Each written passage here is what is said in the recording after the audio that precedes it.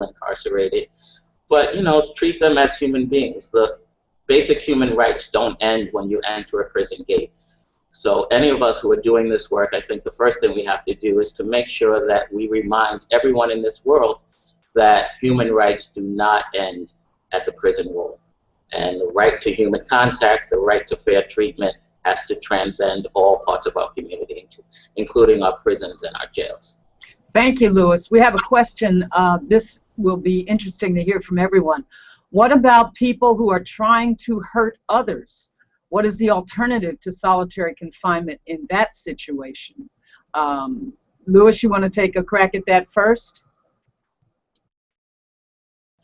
All right, I'll certainly give it a try. When I started doing this work, I came from actually being a staff person for the New York City Department of Corrections. And it was something that we confronted every day.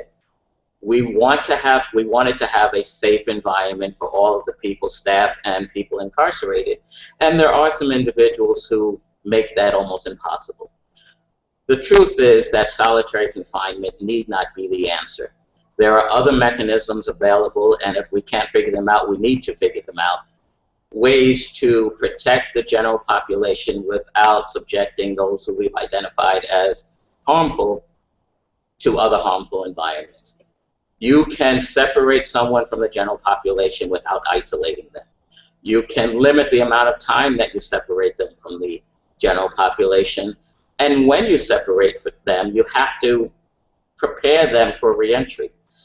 There was a question earlier about people coming straight from solitary confinement to the community. It's the same in the prisons and the jails. If you keep someone in solitary confinement without any intervention, what do you expect when you let them back into general population? You haven't done any corrective measures. So there has to be an alternative. There are alternatives. Violence within our prisons and jails is certainly something we have to be sensitive to, but responding to it with solitary confinement is inconsistent with any sense of decency. Thank you. Laura, what do you think about that? What do you do with people who are trying to hurt others? Well, I agree with what Louis said, that you can separate people without isolating them. And one of the provisions of the settlement that was just agreed to here in California is that they are going to be creating a new unit called a secure custody general population.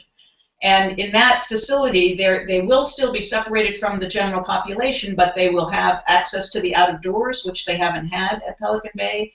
They'll have windows in their cells. They'll have programming. They'll have opportunities to talk to other prisoners, which they haven't had even when they're in their exercise cages. And they'll have a life, which they don't have now. And so isolation is a very extreme thing. People need to think about what their life would look like if they really had no human contact year after year. So there's a lot of room to make improvements and to give people a life without doing what we have been doing. Thank you.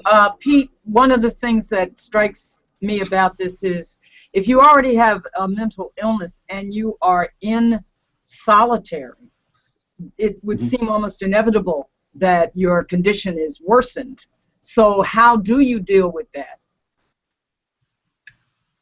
So the department here in Michigan has actually done a pretty decent job with identifying people with serious mental illnesses or developmental disabilities and keeping them out of segregation. It's pretty clear that they've learned over the years that if you take somebody who has a serious mental illness and put them in solitary confinement, it's not going to fix things. It's going to get bad. So I think our numbers in Michigan, we're looking at it like so the time I'd be talking about is like 2008 through 2014. 2008, our whole prisoner population was about 51,000. 2014, it came down to about 44,000. So then, out of all those people, 2008 people in segregation, we're looking at about 1,300, 1,400 people. By 2014, it's down to about 1,000 people. So we see decreases in both, right? Probably not proportional, but we see a decrease in people in segregation. People who were diagnosed with serious mental illness or developmental disabilities in segregation over those periods has gone from about 56 in 2008 to about 35 most recently. Still 35 people too many who don't need to be in segregation. You're going to have, the way that the department has done this is they've taken what used to be some small units of segregation, and they started to open them up, and they started to bring in a little more psych service counseling and staff and support like that. We've also got like an adaptive skills unit at one of our facilities that is more of like a therapeutic environment, and it's not quite so much like law and order, criminal justice type staffing and mentality. So we're seeing a couple improvements in Michigan with these kinds of programs, but we've got a lot of people in segregation, and I don't know that we need to like draw a line specifically at people who have serious mental illness. I understand. We have a question that I'd like all of you to address. Are there racial disparities in who gets put in solitary confinement? I see, Louis, you want to take a shot at that one, and then we'll see what Pete. The answer is definitely yes. Unfortunately, the real numbers are not clear. I think when Laura lifted up the numbers, or when you lifted up the numbers of people in solitary confinement, you made a point to make it clear that those are estimates. And they're estimates because most departments are not willing to share those numbers with the general population and general public. However, we've learned in New York that people of color represent about 60 to 62% of the general population. However, in isolation, shoes, segregated housing, they represent about 74, 75%. So the answer in New York is unfortunately yes. But you know, that's across the board. We have racial disparities in our prisons and our jails, period.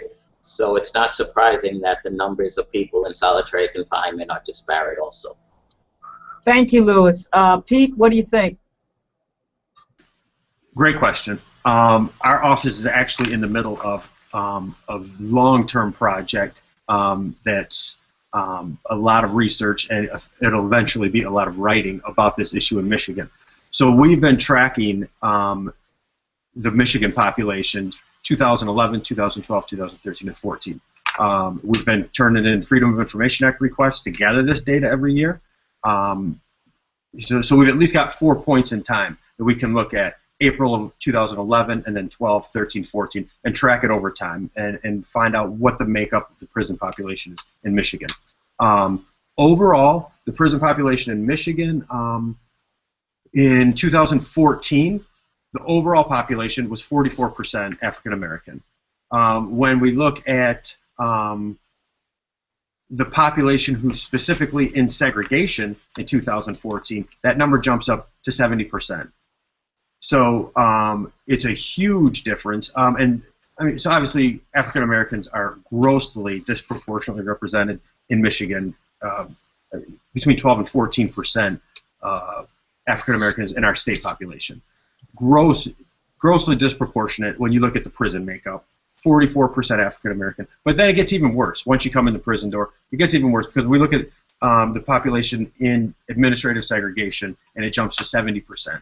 So we are working on really fine-tuning these numbers. It's new, fresh research that's not out there right now, and we're hoping to really get some good reporting and some good suggestions from that data. That's wonderful. Laura, can you speak to not only the racial disparities, but we have a question who wants from someone, Craig, who would like a summation, if you can do it in 2 minutes, of what California's agreement on solitary confinement actually is. So about the racial thing, this is a very important issue because in California, we use these units as gang management. And so by definition, it means they're going to be the most segregated part of the prison system. As Louis mentioned, we don't have the statistics and we haven't been able to get them. We have tried twice to get legislation through to require them to keep this information, and they haven't done it. Our own estimates, AFSC's, is that it's 90% or higher people of color. In our case, the really largest population is the Latino population because of our demographics in the state overall. We have only 7% African Americans in this state, although they make up 30% of the prison population. But we have a very high percentage of Latinos being held in these facilities. So we're still working on trying to get those figures. This is a very sophisticated form of racial profiling. So I did try to summarize some of the provisions of the settlement, but I want to back up and say that the most extraordinary thing that's happened in California in terms of addressing these issues, besides the hunger strike, is the coming together of the families. The family members really found out the seriousness of the conditions of their loved ones when these hunger strikes began, and they have been the backbone of the coalition on the outside. They have been the people at the forefront of really challenging these practices. And if you are working in any state, I really recommend that you make common cause with family members and formerly incarcerated people, because they are the people directly affected by this system, and they're the people who can really inform us about how to handle it. I don't know what else to say about the settlement, that it will end indefinite segregation of all people, that it will focus, it will prohibit just putting people in for gang affiliation, it will create a much shorter step-down program, and incremental incentives for people as they're moving through the step-down program, including possibility of some contact visits. That's, again, that is an amazing and heartening development. It's fascinating that you mentioned the families, because we have a question from, I can't pronounce this name. Anyway, what is about the psychological impact on human beings? We are beings that require interaction to be healthy. I would think that interaction with family, based on what Pete said, is just as important as any other kind of interaction. What about that, Pete? So, obviously, I'm not a psychologist or anything like that, and I don't claim any sort of like reliable knowledge about what goes on with the brain and what goes on with psychology. I can say that, like, Craig Haney has done a lot of good research on that, but I'm just like drawn from my experiences. It's tough, and I've saw people really deteriorate in segregation. I know that most people in prisons on both sides of the door are probably could be labeled antisocial personality disorder, and it doesn't strike me as a great fix for that to isolate somebody. That's not going to teach them like how to develop ways of getting along well with others. But like as far as some like expertise, that's all I have. The experience of people who've gone through something usually is pretty valid, Pete, so don't apologize for not being a psychologist. Laura, can you speak to the mental health aspects that happened or were referred to in the court case that just got resolved?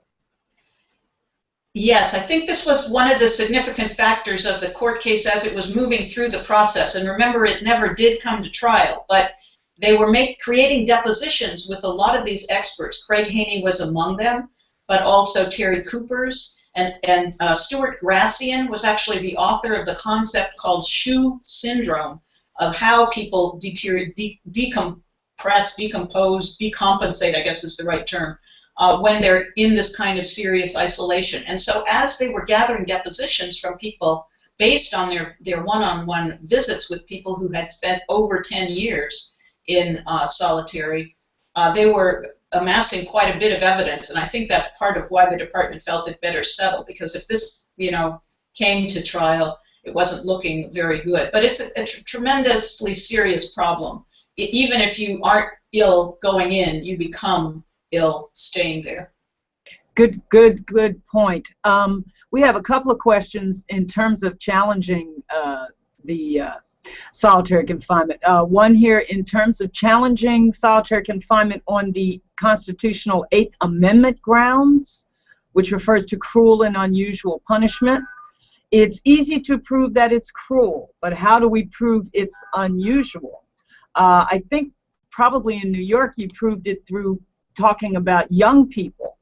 Can you speak to that a little bit? Yeah, well, there's certainly been enough empirical evidence that when you isolate people in the formative stages, those teenagers, you are definitely destroying their healthy growth. So, but I think the question is a very powerful one, because all of the efforts to restrict, if not eliminate, solitary confinement that have gone to the Supreme Court have all been knocked down, and it's all because of you cannot overcome the cruel and unusual requirements. What we're finding, however, those of us doing this work now, is that we're starting to look outside of the United States to find standards for conduct. And it's very rare to find in any of the other quote-unquote industrialized, civilized countries of the world any remote use of solitary confinement on the levels that we're using here. The UN has been very clear on its denouncing of the use of solitary confinement. It's cruel, it's unusual, it's torture, all of the things that we know. We saw what happened on the military bases at Guantanamo and elsewhere. You know, at the end of the day, we're really going to have to look within ourselves to solve this problem. It's not politically correct or politically astute to protect the rights of people in prisons or jails. So we're not going to find a lot of relief from our politicians and indirectly from our courts. It's going to require an amazing grassroots effort, much of what like Bonnie has been doing over the years and many of my other colleagues across the organization, to continue to educate. And at some point there's got to be, and my fingers and toes are crossed, there's got to be that moment where we realize people don't lose their humanity after they enter incarceration. And if we are to treat people like humans, we have to end the use of this form of torture. But I just don't think it's going to happen in our courts anytime soon. Well, Louis, thank you for that. The news on the state level is not all bad, at least according to one of our participants from Gale in Maine. What have states like Maine done that has been successful in reducing solitary confinement? I might add that in at least a dozen states there are bills in state legislatures trying to severely restrict the use of solitary confinement in state prisons and local jails. Laura, you have any knowledge, or can you refer us to someone who does have knowledge about states like Maine that are restricting the use of solitary confinement? Well, fortunately, we have a program in Maine, AFSC does, that has been working on these issues, and I think the best thing to do would be to follow up with email response to the questionnaire if we have your email information. Maine has reduced its solitary confinement population significantly, as I understand it. Often this happens because you get a good administrator, someone who really understands the problem. And so as far as I know, that's played a major part, but I know also that the organizing on the outside and you know, letting people know what's happening has played a major part in Maine. But I hope that we can follow up from our staff in Maine. Thank you. Let's move on to yet another question. I know some ex-prisoners who have used solitary confinement for protection or to keep themselves from getting into further trouble. How to develop ways of getting along well with others. But like as far as some like expertise, that's all I have. The experience of people who've gone through something usually is pretty valid, Pete, so don't apologize for not being a psychologist. Laura, can you speak to the mental health aspects that happened or were referred to in the court case that just got resolved? Yes, I think this was one of the significant factors of the court case as it was moving through the process. And remember, it never did come to trial, but they were creating depositions with a lot of these experts. Craig Haney was among them, but also Terry Coopers, and Stuart Gracian was actually the author of the concept called shoe syndrome, of how people decompress, decompose, decompensate, I guess is the right term, when they're in this kind of serious isolation. And so as they were gathering depositions from people based on their one-on-one visits with people who had spent over 10 years in solitary, they were amassing quite a bit of evidence, and I think that's part of why the department felt it better settle, because if this, you know, came to trial, it wasn't looking very good. But it's a tremendously serious problem. Even if you aren't ill going in, you become ill staying there. Good point. We have a couple of questions in terms of challenging the solitary confinement. One here in terms of challenging solitary confinement on the constitutional 8th Amendment grounds, which refers to cruel and unusual punishment. It's easy to prove that it's cruel, but how do we prove it's unusual? I think probably in New York you proved it through talking about young people. Can you speak to that a little bit? Yeah, well, there's certainly been enough empirical evidence that when you isolate people in the formative stages, those teenagers, you are definitely destroying their healthy growth. So, you know, but I think the question is a very powerful one, because all of the efforts to restrict, if not eliminate, solitary confinement that have gone to the Supreme Court have all been knocked down, and it's all because of you cannot overcome the cruel and unusual requirements. What we're finding, however, those of us doing this work now, is that we're starting to look outside of the United States to find standards for conduct, and it's very rare to find in any of the other quote-unquote industrialized, civilized countries of the world any remote use of solitary confinement on the levels that we're using here. The UN has been very clear on its denouncing of the use of solitary confinement. It's cruel, it's unusual, it's torture, all of the things that we know. We saw what happened on the military bases at Guantanamo and elsewhere. You know, at the end of the day, we're really going to have to look within ourselves to solve this problem. It's not politically correct or politically astute to protect the rights of people in prisons or jails. So we're not going to find a lot of relief from our politicians and indirectly from our courts. It's going to require an amazing grassroots effort, much of what like Bonnie has been doing over the years and many of my other colleagues across the organization, to continue to educate. And at some point there's got to be, and my fingers and toes are crossed, there's got to be that moment where we realize people don't lose their humanity after they enter incarceration. And if we are to treat people like humans, we have to end the use of this form of torture. But I just don't think it's going to happen in our courts anytime soon. Well, Louis, thank you for that. The news on the state level is not all bad, at least according to one of our participants who, from Gale in Maine. What have states like Maine done that has been successful in reducing solitary confinement? I might add that in at least a dozen states there are bills in state legislatures trying to severely restrict the use of solitary confinement in state prisons and local jails. Laura, you have any knowledge, or can you refer us to someone who does have knowledge about states like Maine that are restricting the use of solitary confinement?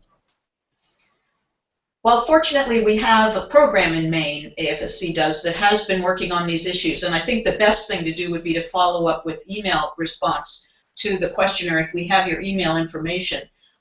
Maine has reduced its solitary confinement population significantly, as I understand it. Often this happens because you get a good administrator, someone who really understands the problem. And so as far as I know, that's played a major part, but I know also that the organizing on the outside and you know, letting people know what's happening has played a major part in Maine. But I hope that we can follow up from our staff in Maine. Thank you. Let's move on to yet another question. I know some ex-prisoners who have used solitary confinement for protection or to keep themselves from getting into further trouble. Is there anything that would be put in place for people like that? Louis, you want to take a crack at that? I'll give it a try. Yeah. I've spoken to a lot of people who have experienced solitary confinement, and I have not found one who went there voluntarily. I do understand that there are moments in a prison or jail environment where getting away from the crowd is an important tool for your own self-survival and mental health. If that's something that's clearly needed within our prisons, jails, and detention centers, then the departments that run these prisons need to figure out a tool that will provide a safe environment without destroying the person's mental health by making solitary the only option. I know a lot of times we talk about protective custody, which is a form of solitary confinement, and there's nothing protective about it. You remove someone from the physical harm that they may be subjected to from other incarcerated people, and you put them in an environment where their mental health is as destroyed as their physical health might have been in general population. So I cannot find one okay for solitary confinement, but never having been incarcerated, I do defer to those who have found it useful for moments, not for decades. Not for decades, indeed. We have a question from Chris. In Clayton County, Georgia prison, just everyday detainees, not those stuck in the hole, which is what they call solitary there, haven't seen direct sunlight even through a window for years. How does this leave someone's spirit and mental health by the time of eventual release? Now, remember, we're talking about a state-run prison, I'm assuming, or a county-run prison. Is there any thought, or anybody who may have further thought, I should say, about the impact on just regular folk who are imprisoned, not in solitary, being confined outside of healthy, being able to even look out the window? Laura, how about that? Well, I think we would all agree that prison is not a healthy place for anyone. And the more you are kept from sunlight and from windows and from interaction, the worse it becomes. So there are a lot of prisons where the physical layout is such that people aren't getting sufficient opportunities outdoors. They aren't getting anything that would qualify as a healthy lifestyle. So I think, you know, that prisons aren't good. You know, we believe that we need to move to a completely new paradigm. So we would want to embrace the notion from the questioner that that's not going to help anybody.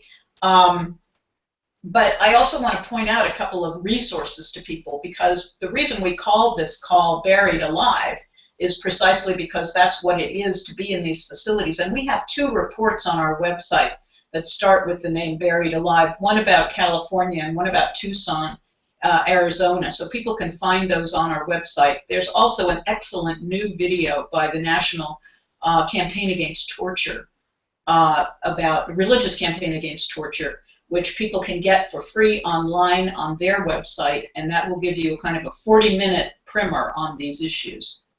One more time, can you repeat the names of the experts who studied the impact of solitary confinement, Laura? Yes, and those are also in those reports. I know it's in I think both Buried Alive reports. Craig Haney, who was part of the Stanford experiment, by the way, many years ago, and is still working on these issues. Terry Coopers is a psychiatrist in Oakland. He's a wonderful person and has worked as an expert witness for many years. Those are the primary people that we've used in California. Great, thank you. I have a question here about the use of solitary confinement in immigrant detention centers. For those who are not aware, many immigrants are being held in confinement, including one in York County, Pennsylvania, and there is some question about these people who are not in a sentencing environment, who have not been convicted of a crime, but who are being isolated. There are at least anecdotal stories of this going on. I'm not sure if any of our folks here have heard about it, or have at least an anecdotal understanding of whether it is happening in their state. Lewis, have you heard anything about that? I have not heard it about New York. However, my colleagues in the New Jersey office often tell me about the unique and horrific circumstances that people in immigration detention centers experience. And, you know, when you think about it, it becomes somewhat obvious. You've got a language barrier, which is often responded to with negative, you know, ramifications by the corrections staff. And if one of the options they have is solitary confinement, then something as simple as not understanding an order and therefore not being able to follow it can subject you to isolation. It just re-emphasizes the reasons why we are doing this work. Okay, this is fascinating, I think, and I'm very gratified. So many people out there are sending us questions online. Here's a very important one. How can people get involved in the struggle to end solitary confinement? Lewis, since you're on the screen, could you start?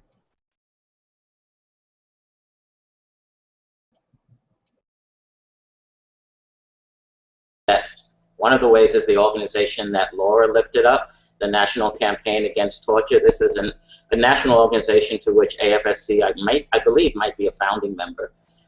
And they have committed resources beyond belief to addressing this. They welcome participation, they welcome support. So joining an organization like the National Campaign Against Torture is one way. But even if you're not willing to get engaged on that level of advocacy, get your concern lifted up in your community. You know, we are going to be looking at a presidential election over the next year and a half. And go to these candidates and let them know that this is an issue that in the federal system and in our state systems has to be addressed by our political leaders. Let your local Congress people know. Let your state legislators know that you believe that this is something that should not be done in your name, and that you will monitor them and watch if in fact they will address this injustice. And I think more important than all of this is to afford yourself an opportunity to communicate with people inside.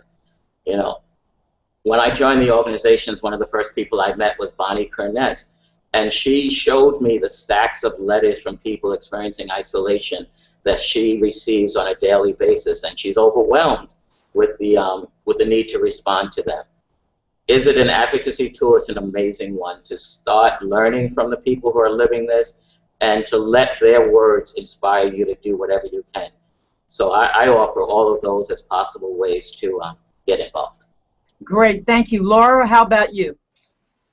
So we've begun in the coalition in California to hold events the 23rd of every month. Anything you can do, whether it's showing a film or doing the If the Shoe Fits reading of a play that's available online, just Google If the Shoe Fits, or just flyering at a street corner. When we started to do this, the 23rd stands for the 23 to 24 hours a day that people spend in isolation. So that's why we chose that time. As soon as we started doing this, people from around the country said, can we be part of the 23rd campaign? So it's happening now all over the country. The second thing I want to say is that there have been 4 legislative hearings in California since the hunger strike started, and 1 or 2 federal ones on this subject. If your state hasn't been holding hearings, you know, tell your legislator, we want to have some exposure of this issue, because it's a really important way of getting the truth out. Thank you. Pete, I want to get to you because I think you raised up it's been mentioned before, the families and the communities that these folks who are released back to often have no support. Is there anything you think we can do to help end this, or at least ameliorate the impact on the communities? Yeah, for sure. And I also know that it's a huge issue that's probably pretty intimidating to approach for somebody who's not familiar with the stuff. So never feel like you need to do more than you can do. We've all got busy schedules and all of that. So as soon as I heard the question, the first thing that came to mind was something that my colleague and my supervisor are working on out here called the Good Neighbor Project. And what this is based on is me and Natalie, we go into prisons and we do parole readiness workshops. And about every 5th or 6th workshop, we do one that's entirely made up of people who are serving life sentences, parolable or non-parolable life sentences. Just to go over, because it's a whole different process if ever they're going to have a chance of getting out. It's a whole different process. And we always notice that when we're doing these workshops, if we could pick the neighbors, you know, from prisons, if we could pick the people that we wanted to be neighbors out here in our community, it's almost always people who are in these groups. And we know that's a really, really hard argument to make then. It's me and Natalie and our colleague Ron now. There's like 3 of us in our community who are saying, wait a minute, what about the lifers, the long-termers? So Natalie came up with this idea about linking people who wanted to get involved in the community to kind of go through this curriculum that her and Ron have been working on. It's not just pen paling, it's like a curriculum where you're talking about some serious stuff and getting to know people. Because we're confident that once you get to know somebody in there, you'll learn about what things are really like, and you'll also find out who's really in there. So anything like that, where you're learning from somebody who's in there what it's actually like, you can learn about how to advocate on their behalf, you can learn about what things are going on in there, and most importantly, we've got a more well-informed community out here. because you've done this little part, which you can bet is going to be huge in that individual's life. That's a great point.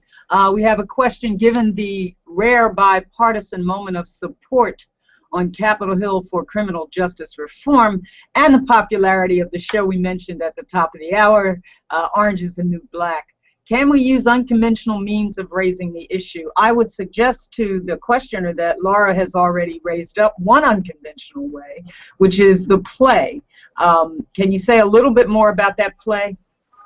Yes, I'd be glad to. This is a play that's made up of letters from people in solitary, and separate readers, maybe from your congregation or from your group, read the parts. It doesn't take any rehearsing or anything, but it's very, very powerful. It's called If the Shoe Fits, and you can Google it. Another thing I want to lift up is that many people have been building replicas of shoes. I guess I would consider that kind of a non-traditional method, and there are directions for how to do that on the National Religious Campaign Against Torture website, and that can be very effective. If you have a demonstration, you set up the shoe, people walk inside, and they have a little bit of a notion of what it would be like to live there year after year. I think the more creative we can be and the more we can raise up the humanity of the people inside by getting their stories out and by talking about who they are, the better off we'll all be. Thank you, Laura. I'm reminded there is a guy here in Philadelphia who rides around in a truck that contains a cell. He built it out of paper mache, but it's very effective. It certainly catches my attention every time I see it. We have a question. Might we give our political leaders some incentive by working to file suit under international law if it's true that solitary confinement is considered torture? Interesting question, since I believe the UN had a meeting recently where they considered our criminal justice system. Not a lawyer, Laura and or Louis, you got any thoughts about that particular approach to getting some political attention here, a lawsuit filed under international law? Well, we have been using international law, and again, Bonnie Kerness is our star on this, by documenting human rights abuses and getting that to the UN. So that's been a tactic we've used for a number of years, and I think is very good. I'm encouraged by the strength of the international law, but it's very hard to get our courts to allow that kind of evidence to be presented. So that's always the difficulty of using international law, but I would certainly encourage people to do it. Thank you. Louis? Yeah, I guess I would only add that unfortunately the United States often views itself as above international law, and we've seen that in a whole bunch of arenas. So yeah, you know, give it a try, but I fear that it's going to happen within more than anything else. Yeah. Well, there are some people who say that true change only comes from within, and it is a good thing that we listen to those of us who are like yourselves, working on the ground, and listening to the people and the families of those who are incarcerated. I think we have another opportunity to use an unconventional method. Louis, at one point, I believe the New Jim Crow Project, which you were deeply involved in, had some advertisements. Yeah, at major expense, we attempted to bring this message to the masses using subway ads and billboards as a way of lifting up what then was the issue of mass incarceration and the realities of the new Jim Crow. If you have a couple of $100,000 laying around, yeah, let's put up some billboards and let the communities that might not think about this on a daily basis understand just what solitary confinement, which is torture. I mean, it's really that straightforward. Let them understand that with whatever tools are available. Those of us who have the social media skills that I don't, you know what, maybe start, is it tweeting? Instagramming, doing all those things that reach people that are so busy with day-to-day lives that, you know, their phone provides them with all the news they get, and let's find whatever tools are available to us.